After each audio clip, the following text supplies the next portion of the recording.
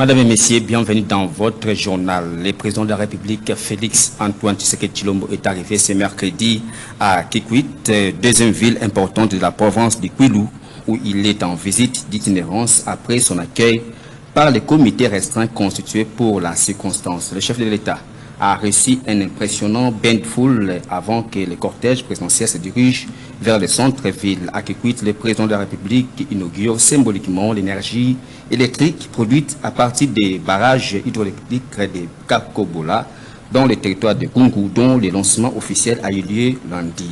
Ces barrages vont électrifier la ville de Kikwit, la cité de Gungu et celle d'Itiofa. Outre le lancement de ces courants, le président procède à la présentation de certaines infrastructures de base, notamment l'hôpital général de référence de Kikwit 1, l'hôpital de la 11e région militaire, les bâtiments habitants, l'auditorat et la cour militaire, la messe des officiers de l'état-major de la 11e région militaire et autres.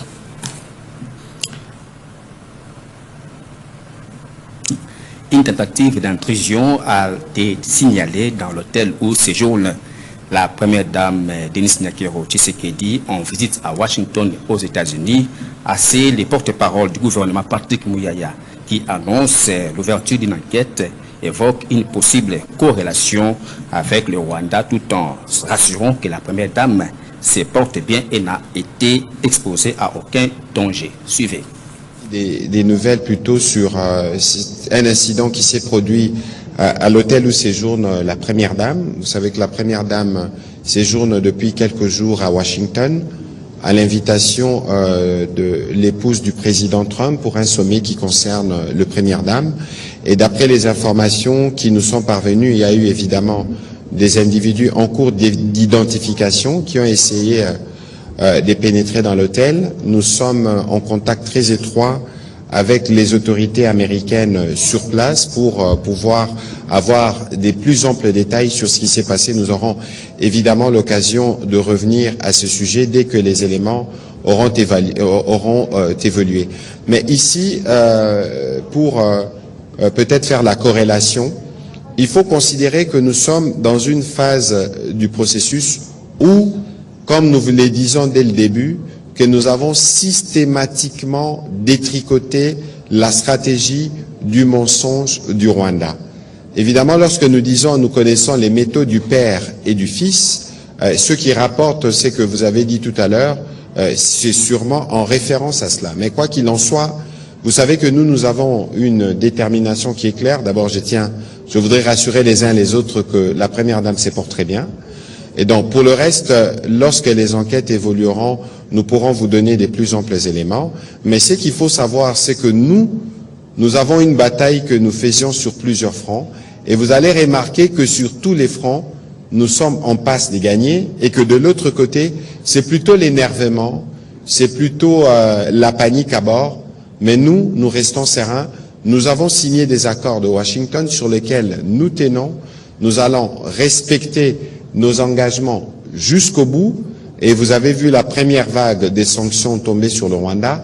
Il y en aura d'autres qui viendront s'ils s'entêtent à ne pas respecter les plans qui a été convenu à Washington. C'était un engagement qui a été pris devant le président américain et pour lequel les autorités américaines sont pleinement impliquées pour que cela se fasse. La semaine dernière, il y a eu des réunions à Washington entre nos délégués et les délégués du Rwanda autour de la médiation américaine.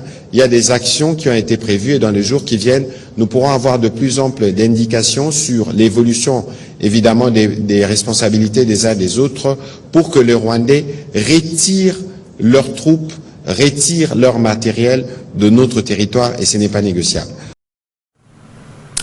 Les forces armées de la République démocratique du Congo ont annoncé avoir délogé la coalition formée par les groupes rebelles CRP et ADF alliés du M23 du village Muchacha, province de l'Ituri, dans la nuit du lundi 23 mars et mardi 24 2026. Suivez le lieutenant Gilles de Ngongo, porte-parole des forces armées en Ituri.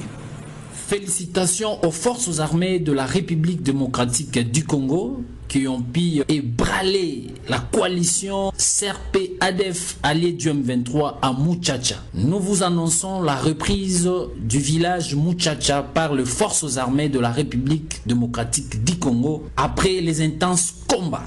Actuellement, la situation est maîtrisée. Nos hommes sont en train de consolider les accès d'approche et de poursuivre ces renégats en vue de le mettre hors d'état de nuire. C'est ce qui a été fait. Les forces armées ont exécuté parfaitement la mission constitutionnelle, celle de défendre l'intégrité du territoire national et protéger la population et leurs biens. Au nom du gouverneur militaire et commandant des opérations, lieutenant-général Luboyanka Chama Johnny, nous encourageons les éléments de forces armées qui ont mené ces opérations de poursuivre ce hors-la-loi et le mettre hors d'état de nuire. Nous demandons par ailleurs à la population de continuer à collaborer et à dénoncer ces hors-la-loi qui ont été mis en déroute, qui sont en errance, qui se cachent au sein de la population, qui se dissimulent au sein de la population.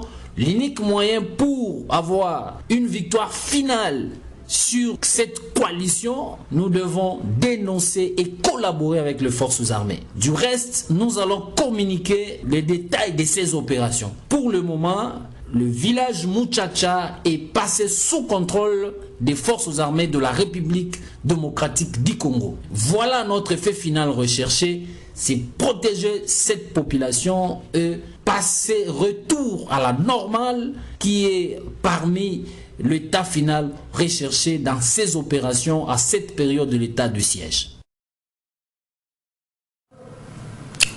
Restons toujours dans les mêmes registres. Les forces armées de la République démocratique du Congo ont mené une opération conjointe avec les forces ougandaises IPDF dans la forêt en périphérie de la rivière Lindi, secteur de Bampéré au nord Kivu. Cette opération s'inscrit dans le cadre de l'opération Sokola 1 visant à neutraliser les groupes armés qui sévissent dans la région. Suivez les porte-parole de l'opération Sokola 1 Grand Nord et Front Nord, le lieutenant Marc Elongo, qui souligne l'engagement des FARDC à restaurer la paix et la sécurité dans la région.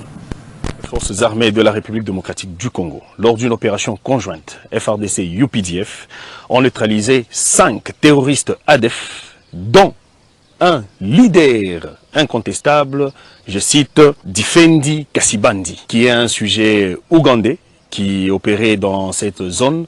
Et aujourd'hui, les forces armées de la République démocratique du Congo annoncent qu'il a été neutralisé en compagnie de 4 autres terroristes ADF aux alentours de la rivière Lindi, à Sangwa, dans le secteur de Bapéré.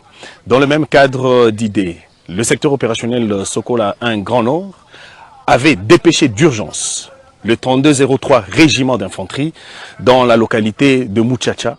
Et je vous annonce aujourd'hui que cette localité de Muchacha a été récupérée par les forces armées de la République démocratique du Congo. C'est dans les territoires de Mambasa, en province de l'Ituri. Le commandant du secteur opérationnel Sokola 1 Grand Nord et commandant Front Nord lance un appel à la population du territoire de Beni, territoire de Lubero, de la ville de Butembo et de la ville de Beni, qu'il est engagé à traquer ces ADF MTN ISCARP jusqu'au bout, afin que la population puisse retrouver sa quiétude d'attente. Et c'est dans ce cadre que je lance un message fort à tous les collaborateurs, à tous les facilitateurs de ZADF MTM ISCARP, que nous ne laisserons jamais leur manœuvre aller au-delà de la quiétude de la population. C'est dans ce cadre que nous lançons ce message, qu'ils seront traqués, ils seront neutralisés, ils seront arrêtés et déférés devant la justice pour que nous puissions venger le sang de nos frères et sœurs qui ont perdu leur vie dans cette barbarie. Et que nous puissions aussi venger les sangs de nos militaires, FARDC, les sangs de nos partenaires, UPDF, qui ont versé les sangs, armes à la main, en train de défendre ce pays.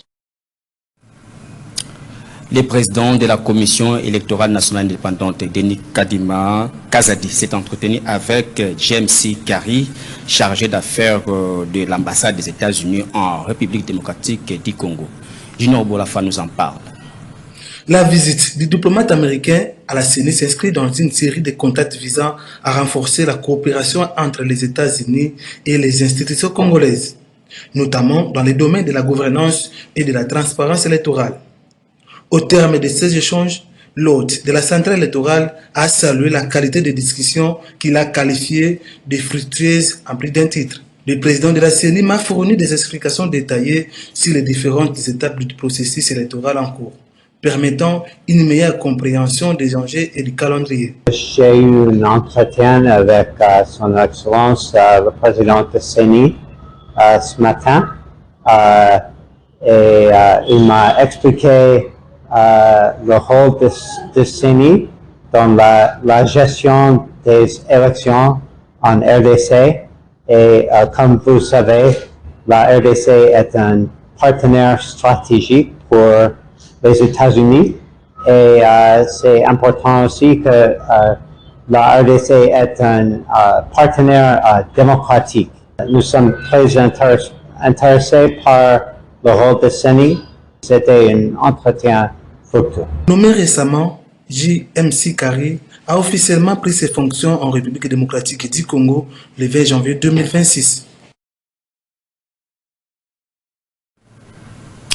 Au sujet de la 13e conférence de gouverneurs qui se trouve à Bandundu, axée sur le développement rural, l'administrateur principal d'Alerte RDC, Jeff Pambi, estime que le chef de l'État, Félix Tshisekedi, doit palper les réalités des provinces en matière de salubrité, tout en fustigeant les manifestations sans la volonté populaire. Junior Bolafa. Bonne ou pas, cette messe-là, je la trouve improductive, budgétivore, inutile. Pour preuve, j'irai poser la question à un seul ou à 10 participants de la dernière messe à Kolwezi. Posez-leur la question de savoir qu'ils vous disent, qu'ils vous citent les recommandations, les conclusions de la dernière messe de cette conférence-là dite des gouverneurs qui s'est tenue à Kolwezi. Qui vous récitent quelques recommandations seulement et qu'ils vous disent à quel niveau de réalisation ils se trouvent aujourd'hui. Citer et à quel niveau de réalisation, c'est-à-dire la mise en œuvre. Qu'est-ce qu'ils en ont fait, ce qu'ils ont retenu la fois passée. Et pourquoi cette fois-ci ça serait différent? Parce que la dernière fois à Lualaba n'était pas la première. C'était la énième fois. Et aujourd'hui, on se retrouve au Kwilu. C'est bien de dire, de chanter, de crier, oui, aujourd'hui ça vient chez nous, parce qu'il y a une tradition qui veut dans ce pays négativement que l'on se complaise ou que l'on se réjouisse parce que ça vient vers nous, c'est notre pouvoir, c'est notre chose, ça se passe chez nous et qu'on sort, on ne sait pas, on ne se rappelle pas que nous constituons un tout. Que cela se passe à Mbandaka, à Kolwezi, à Kipushi ou ailleurs, c'est notre conférence, c'est notre chose parce que ça se passe chez nous. Mais là, j'aurais souhaité encore que le président de la République soit parti dès qu'ils avaient annoncé cette conférence, dans les conditions qui étaient celles de cette province, pour qu'il tâte un peu la réalité du terrain de cette province, qu'il palpe du doigt ce que vivent ces populations du Grand Bandundu ou du Kwilu. Et on essaye de mettre un peu la poudre aux yeux du président de la République et des nôtres, comme un visiteur internationalement d'une certaine réputation internationale qui descendrait sur Kinshasa. Il y a des poubelles dans des coins, on essaie de mettre de banderoles qui vont couvrir ces poubelles comme si et à la fin ces poubelles seront parties parce qu'on a mis... Non, c'est de la poudre aux yeux et ça ne change rien, au contraire ça nous amoindrit, ça nous rend encore plus stupides que nous le sommes déjà, et il faut arrêter avec ces choses. Donc il faut que le président aille dans ces conditions là, qu'on enlève tous ces trucs qu'on met pour que le président ne voie pas la saleté, qu'il n'entre pas dans un trou, une flaque d'eau. Non, qu'il parte dans ces conditions parce que c'est son pays et c'est sa terre. Il faut qu'il voie Quel est l'état réel de sa terre? La cérémonie d'installation des nouveaux administrateurs du marché central de Kinshasa a eu lieu ce lundi au siège de la Direction générale du marché public de Kinshasa, DGMK, dans la commune de la Gombe. Il s'agit de Marco Mukendi, administrateur suivi de ses 4 adjoints, notamment Lukalu Iguet, chargé des questions de salubrité et environnement. La cérémonie a été présidée par le directeur général de la DGMK, Pati Mubenga. Junior Bolafa signe ce reportage.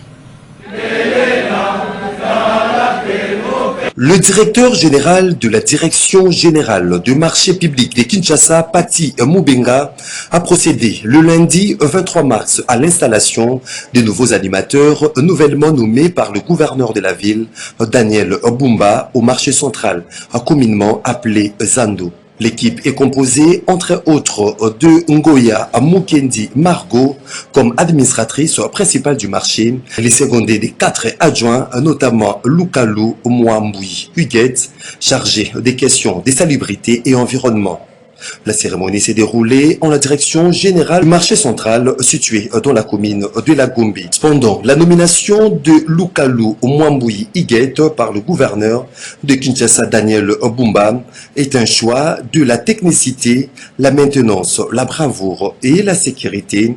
Ainsi, cette structuration vise à améliorer la gestion des infrastructures commerciales de la capitale, a indiqué le directeur général de DGMK, Pati Mubenga.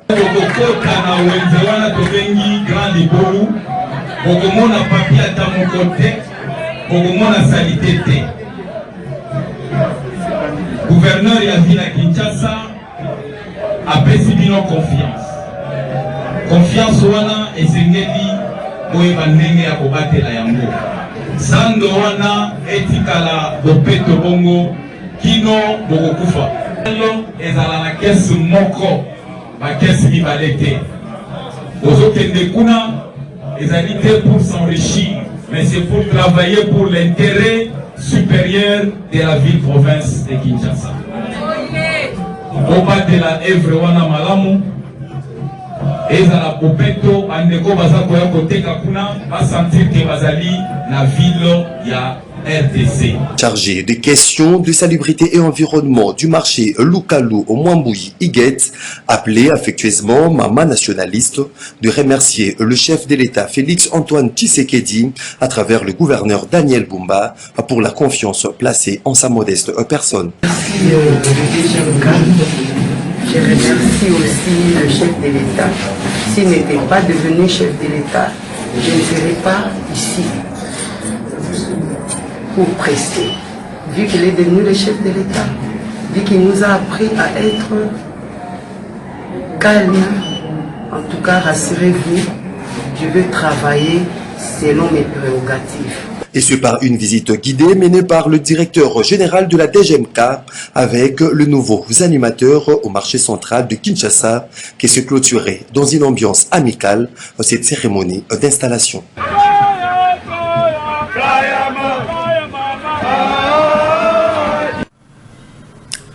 À Béni, au Nord Kivu, le vice-gouverneur de Provence, le commissaire divisionnaire Louis Segon Karawa a reçu à son cabinet de travail ce 25 mars 2026 le coordinateur zone S du PAM, Olo Sid. Il a rassuré à l'autorité provinciale sur la continuité des activités du programme alimentaire mondial dans la province du Nord Kivu malgré la situation sécuritaire persistante dans la région.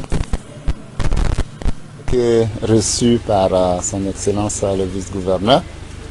Cette visite avait pour objectif de présenter nos civilités. Vous savez qu'il y a quelques semaines, il y a le directeur adjoint du PAM qui était en visite ici, qui a été reçu par son Excellence le gouverneur. Il a annoncé que le bureau de coordination Est du PAM a bougé et est maintenant installé à Béni. Donc je suis venu informer le vice-gouverneur que il y aura une ouverture très prochaine de ce bureau de coordination Est et inviter donc son Excellence le vice-gouverneur à venir faire l'inauguration de ce bureau. Donc l'Excellence le vice-gouverneur a bien voulu accepter notre doléance et a confirmé sa disponibilité pour venir donc ouvrir le bureau de coordination Est du PAM qui sera basé à Béni. Nos activités à Béni continuent et on a aussi informé son Excellence le vice-gouverneur qu'à partir de demain, on a des activités de transfert monétaire qui sont en cours au niveau de Oicha. Et son Excellence le vice-gouverneur a aussi voulu bien accepter de venir visiter et voir les activités du programme alimentaire mondial demain à Oicha. Et le PAM est là auprès des populations les plus vulnérables. Le PAM va continuer à apporter l'assistance alimentaire et humanitaire à toutes les populations qui ont besoin de cette assistance-là. L'idée, c'est de montrer toutes les activités que le programme alimentaire mondial est en train d'exécuter à Oicha, aussi donner l'opportunité de parler avec les communautés, d'avoir leur feedback, leur retour sur ces activités-là, pour voir comment ces activités vont être améliorées pour les prochaines fois.